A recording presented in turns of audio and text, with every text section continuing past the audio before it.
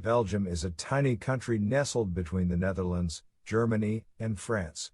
As a result, Belgium is home to one large community of Dutch speakers, known as the Flemish, an equally large community of French speakers, called the Walloons, and a small community of German speakers. Despite its size, Belgium was once a colonial power that ruled the most resource-rich country in all of sub-Saharan Africa.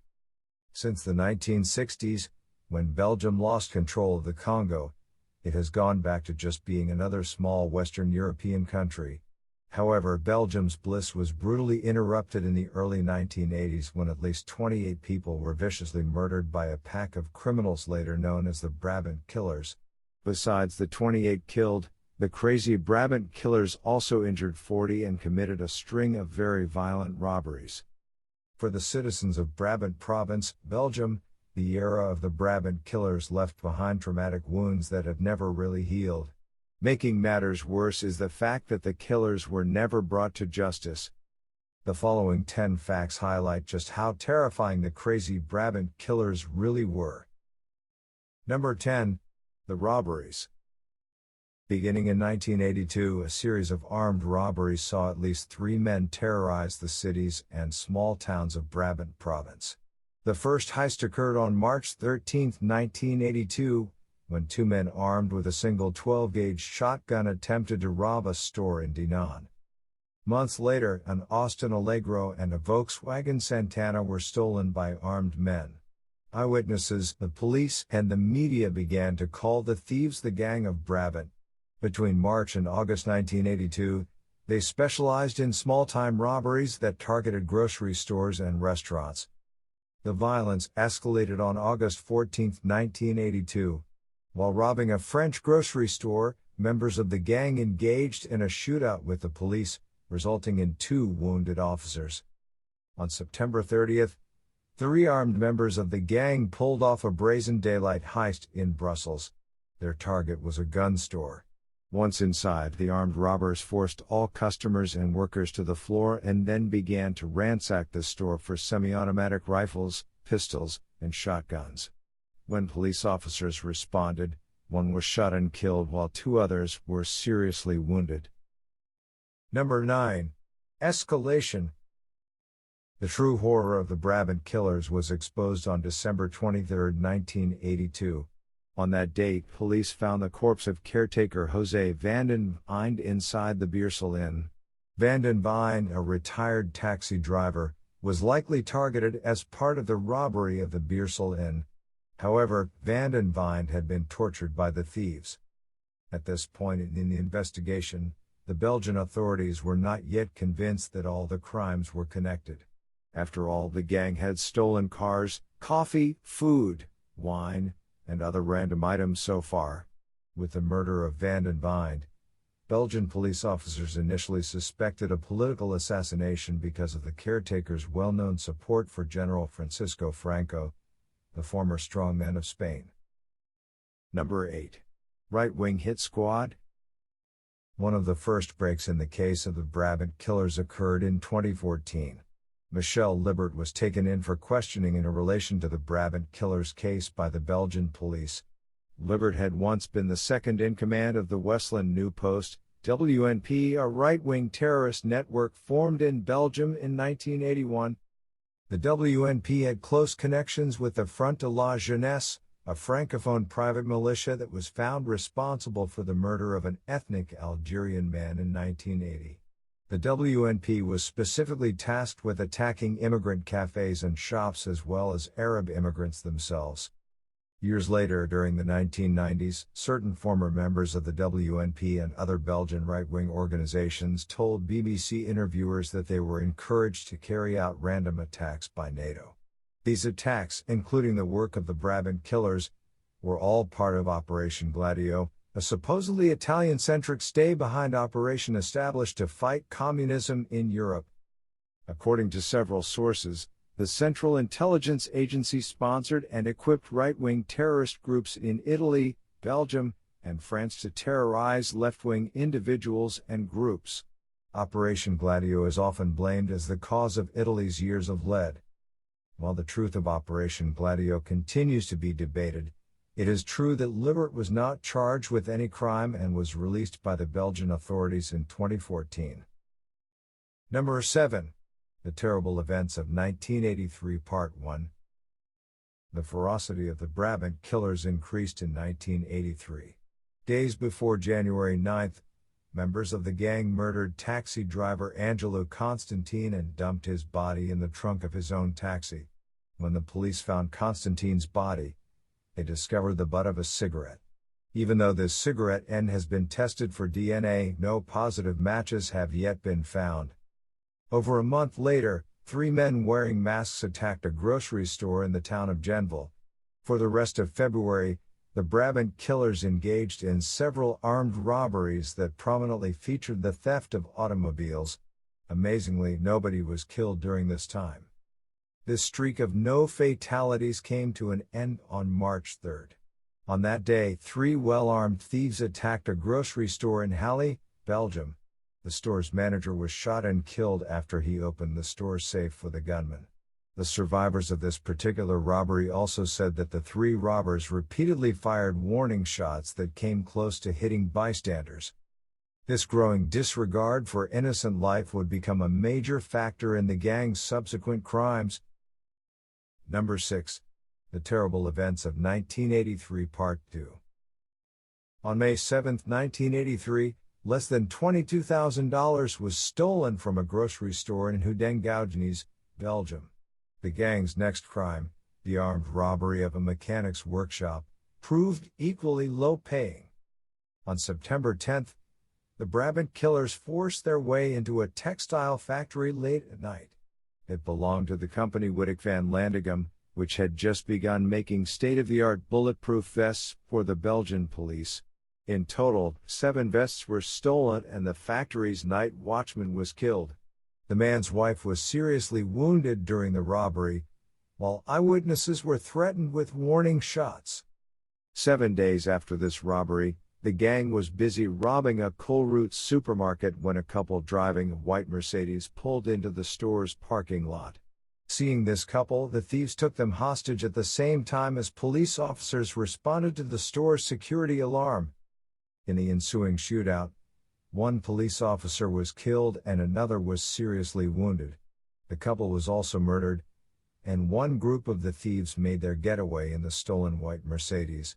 This car was later used as a battering ram against a police roadblock and received several bullet holes as a result. Number 5. The Terrible Events of 1983 Part 3. The Brabant Killers ended their bloody year of 1983 by committing several robberies and murders. On October 2nd, the owner of a restaurant in Ohen was shot and killed by the gang after they let him outside during a robbery. 5 days later in the town of Beersel, the gang attacked a Delhaize grocery store, wounded 3 customers, and killed the store's manager. The last crime of 1983 took place on December 1st in the small town of Anderloos. This time the target was a Novel 1 jewelry store connected to a family's private residence. After 3 gunmen entered the store, they shot and killed the store owner's wife, Marie Simouzik. Jean Simouzik, the murdered woman's husband, shot back against the gunman, but he was also killed. The Simouzik daughters, who were home during the robbery/murders, were unharmed and actually provided visual descriptions of the killers. Like most of the gang's robberies, this attack netted them little money or valuables. Number 4. The Crimes of September 1985. For some unknown reason, the Brabant Killers took the entire year of 1984 off. When they returned to their criminal ways in 1985, they came back more bloodthirsty than ever. On September 27th, the gang attacked a supermarket in Braine-l'Allied. They took a child hostage and killed 1 customer before even entering the store. Once inside, they shot and wounded a man whom they felt was slow and getting prone on the floor. When the gunmen made their escape, they shot at a white van that was pulling into the grocery store's parking lot. This final attack killed the male driver and wounded the man's child, who was merely sitting in the back seat of the van. 3 people lost their lives at this location. Half an hour after this attack, 3 gunmen attacked a grocery store in Overijse. One of the gunmen shot and killed one of the 3 children playing close to the grocery store.